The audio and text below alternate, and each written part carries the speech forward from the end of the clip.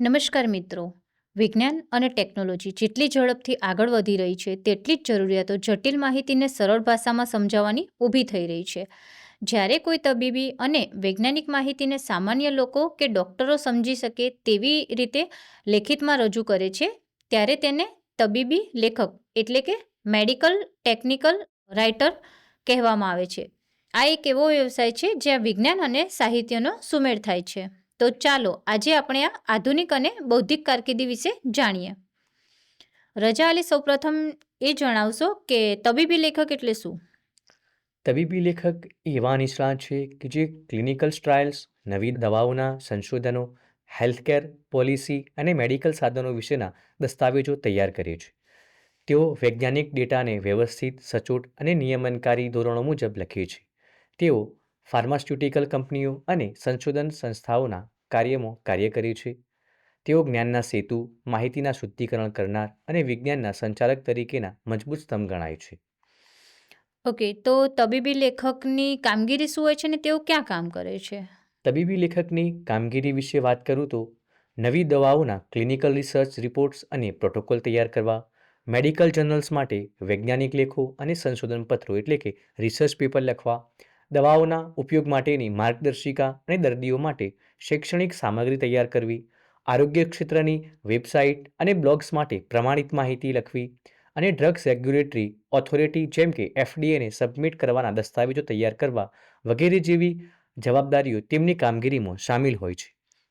તેમના કાર્યસ્થળની વાત કરીએ તો ફાર્માસ્યુટિકલ કંપનીઓમાં દવાઓના સંશોધન અને વિકાસ વિભાગની અંદર કામ કરી શકે છે. CRO contract research organizations clinical ટ્રાયલ્સના ડેટા રાઇટિંગ માટે ત્યાં કામ કરી શકે છે. હેલ્થકેર પોર્ટલ્સ અને મેગેઝિન માટે મેડિકલ કન્ટેન્ટ રાઇટર તરીકે કામ કરી શકે છે. હોસ્પિટલો અને યુનિવર્સિટીમાં શૈક્ષણિક અને સંશોધન દસ્તાવેજીકરણ માટે કામ કરી શકે છે. અને વધારાની એક અગત્યની વાત કરીએ તો ફ્રીલાન્સિંગ કે ઘરે બેઠા દુનિયાભરની મેડિકલ એજન્સીઓ માટે લેખન કાર્ય કરીને પોતાની કારકિર્દી બનાવી શકી છે. તો આ નિષ્ણાત બનવા માટે જરૂરી વ્યક્તિગત ગુણો કેવા હોવા જોઈએ? આ નિષ્ણાત બનવા માટે વ્યક્તિગત ગુણોની વાત કરીએ તો ભાષાકીય પ્રભુત્વ હોવું આવશ્યક છે, જેમાં અંગ્રેજી ભાષા પર ઉત્તમ પકડ અને વૈજ્ઞાનિક શબ્દભંડોળ હોવું જરૂરી છે. જટિલ ગ્રાફ અને આંકડાઓને સમજીને તેને શબ્દોમાં ઢાળવવાની ક્ષમતા એટલે કે વિશ્લેષણાત્મક દ્રષ્ટિકોણ હોવું જરૂરી છે. નિયમો અને પ્રોટોકોલનું ઝીણવટપૂર્વક પાલન કરવાની આવડત એટલે કે સૂક્ષ્મ નિરીક્ષણ હોવું પણ જરૂરી છે. અને વિજ્ઞાનના ક્ષેત્રમાં થતા નવા ફેરફારોથી હંમેશા અપડેટ રહેવા માટે સતત જિજ્ઞાસાવાળું હોવું જરૂરી છે. તો આ વ્યવસાય માટે શૈક્ષણિક લાયકાત કેટલી હોવી જોઈએ અને તેની ભરતી પ્રક્રિયા શું છે?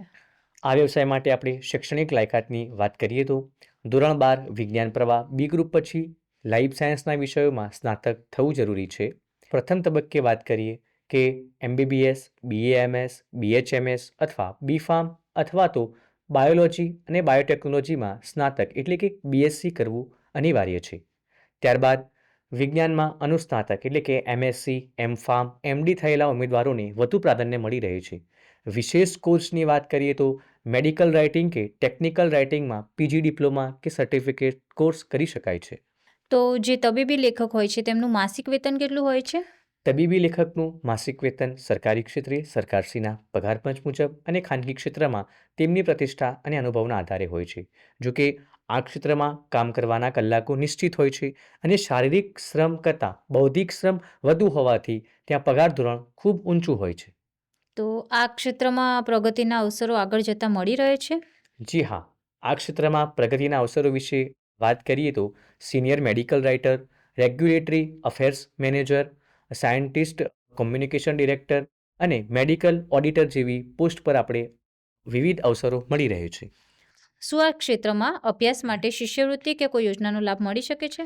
જી હા, આ ક્ષેત્રમાં ઉચ્ચ અભ્યાસ માટે મુખ્યમંત્રી યુવા સ્વાવલંબન યોજના અને રાષ્ટ્રીય શિષ્યવૃત્તિ પોર્ટલ અને શૈક્ષણિક લોન માટે PM વિદ્યાલક્ષ્મી પોર્ટલનો મદદ લઈ શકાય છે.